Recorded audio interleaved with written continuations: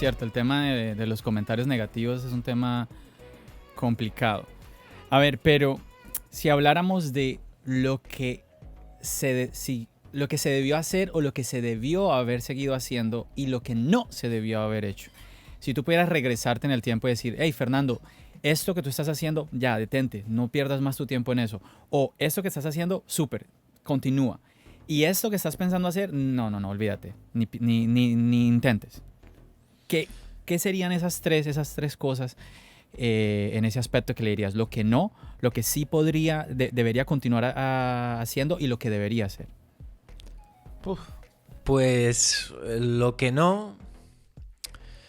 Quizás el haberme intentado meter en proyectos donde sabía que no podía abarcar más de mi tiempo. Yo he intentado hacer, aunque no lo habéis visto, porque lo llevo siempre en secreto, pero yo he hecho varias intentonas por intentar hacer más cosas, aparte de hablar de Apple. No dentro del canal de Apple, sino a lo mejor meterme a hacer otro tipo de canal de otro contenido, etcétera, etcétera. Es más, hice creo varios intentos con juegos de Nintendo, de Pokémon y cosas así, ¿no? Pero al final era una distracción que me descentraba y es algo que a día de hoy no volvería a hacer, al menos no de la forma que lo planteé. Lo que sí que creo que debería seguir haciendo y que por tanto voy a seguir haciendo es el paso que di hace 1 año y medio de crear la comunidad VIP de la manzana mordida. Creo que para mí... a pesar de que YouTube es mi fuente de ingresos principal, ahora es mi principal obsesión el crear una plataforma que ayude a los usuarios de Apple a encontrar algo más que un podcast. A día de hoy es un podcast premium porque empezamos hace poco más de 1 año. Es una plataforma que está creciendo de la nada, ¿no? Pero el hecho de que el fin sea conseguir un punto de encuentro para usuarios Apple que puedan no solo disfrutar de aficionados de Apple como nosotros, un podcast que subimos todas las semanas, sino una plataforma donde poder aprender a través de cursos, una comunidad en la que poder interactuar de una forma mucho más profunda que a través de un simple chat en comentarios de YouTube o de un Twitter. Es decir, ir consiguiendo pequeños retos, pequeños objetivos, sobre todo que me aporten esa independencia económica a YouTube.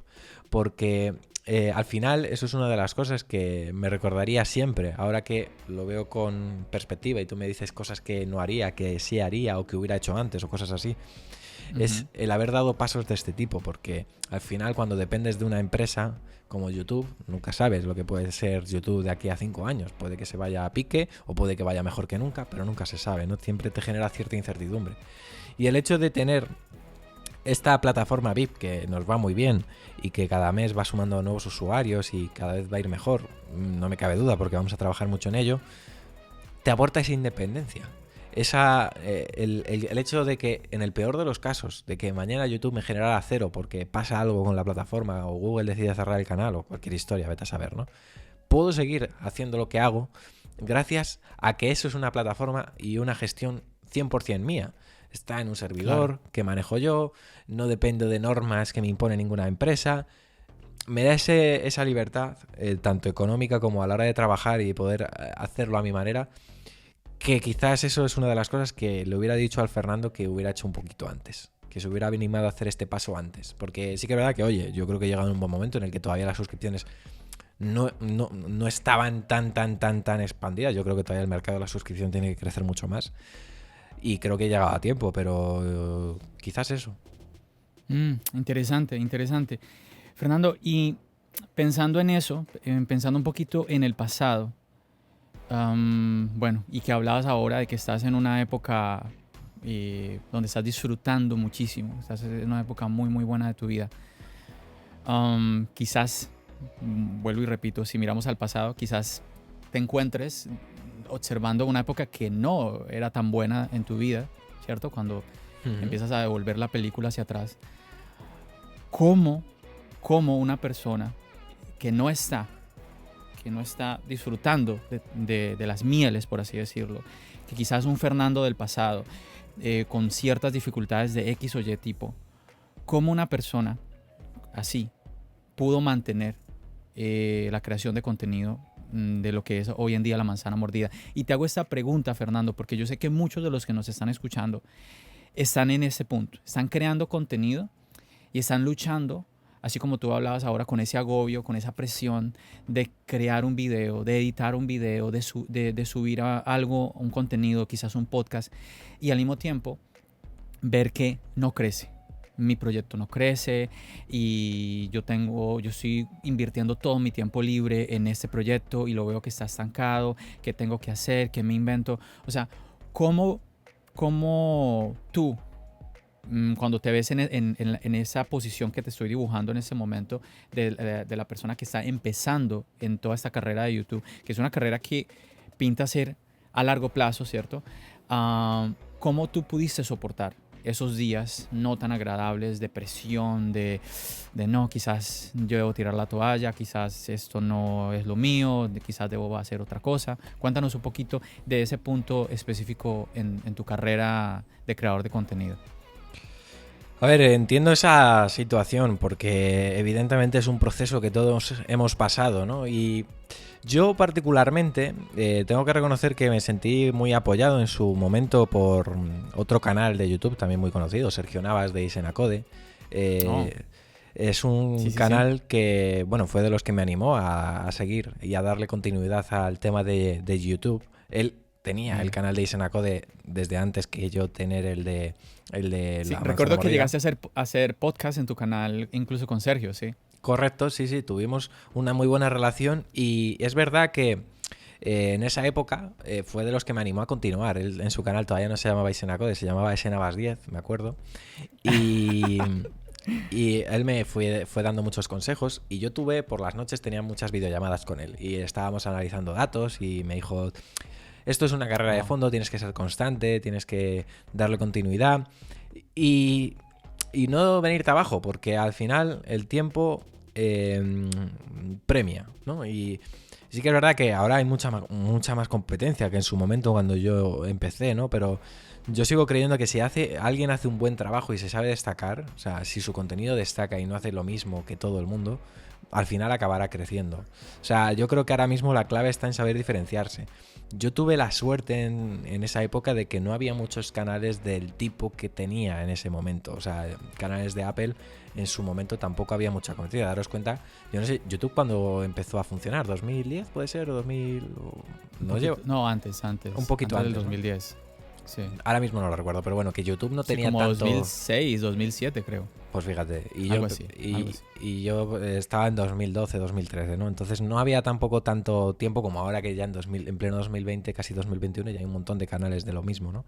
No, y que cuando empezó YouTube, Fernando, si recordamos, lo que son los comerciales, eso no existía. O sea, la gente que hacía videos en ese entonces no ganaba era nada. Nada. O sea, YouTube no pagaba nada. Esa era gente que lo hacía simplemente por gusto. No. Yo para empezar a generar mis primeros ingresos me tiré casi un año y medio haciendo contenido de free, como digo yo, gratis, prácticamente. Y ojo, que no era un contenido que hiciera de Pascuas a Ramos, no era un contenido que hiciera de semana a semana, yo era un contenido que hacía un vídeo mínimo todos los días. Fui en ese aspecto muy regular, muy constante, porque una de las cosas que tienes que hacer cuando empiezas de cero es hacerte notar. Si subes un vídeo a la semana, es más difícil que si subes uno todos los días, porque al fin y al cabo acabarás apareciendo en recomendaciones, etcétera. Y siempre habrá...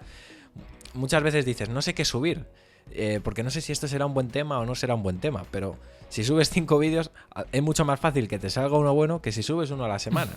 Entonces, es verdad que al principio es...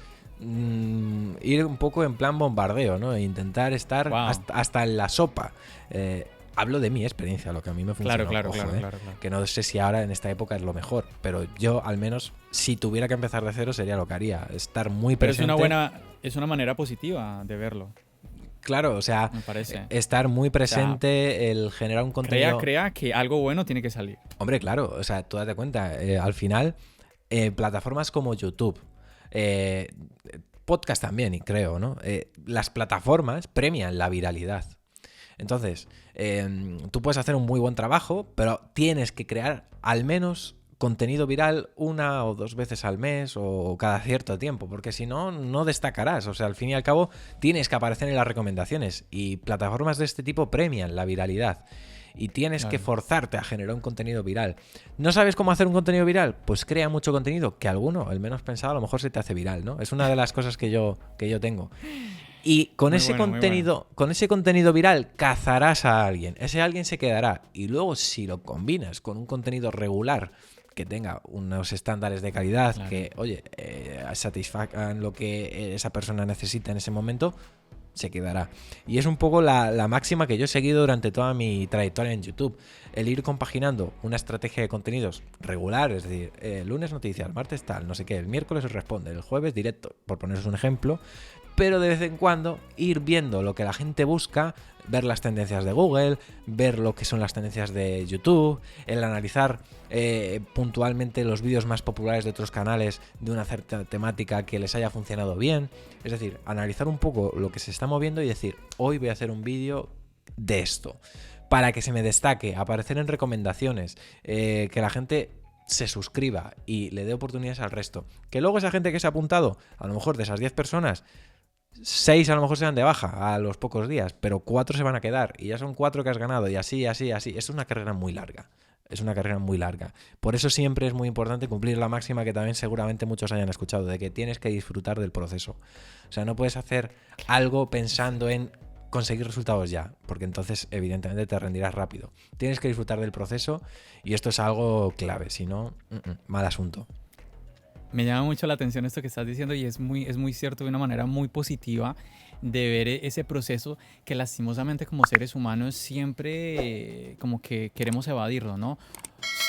Nunca queremos, siempre somos que, inclusive cuando queremos aprender algo, ¿cuánto me voy a demorar en aprenderlo? Esa es la frase siempre. Sí, Sí, es verdad.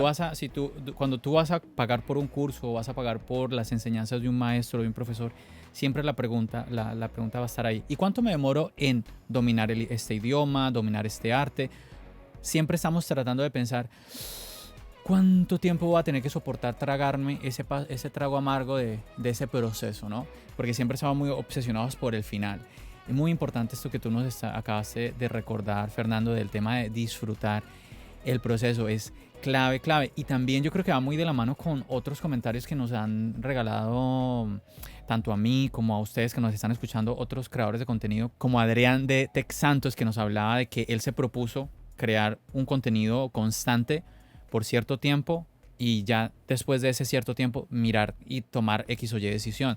Como Víctor de Marciano Tech, que él nos comentaba también eso, de que él es un momento en su vida donde digo, puedo dedicarle este tiempo al proyecto, y donde él me comentaba de que si una persona, digamos, tiene cierto ahorro, un trabajo que de pronto le ayude ahí a combinar ese tiempo en donde está creando contenido mientras ese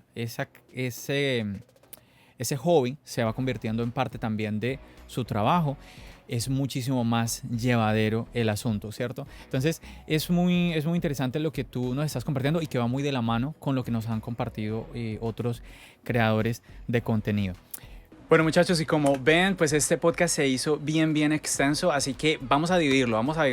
Así que muy pendientes de este podcast con Fernando del Moral para que sigamos conociendo más de él, a profundidad de este personaje que muchos de ustedes, como yo, lo seguimos, y también para que escuchemos un poquito más sobre la manzana, sobre Apple, sobre todo lo que está sucediendo en la actualidad. Así que no deje de seguir el contenido que estoy creando para Charlas iOS en su aplicación de podcast favorita, también en YouTube. Así que muy pendiente de esta entrevista a Fernando del Moral de La Manzana Mordida. Muchísimas gracias como siempre por su apoyo y por escuchar este podcast. Recuerden, mi nombre es John. ¡Bendiciones!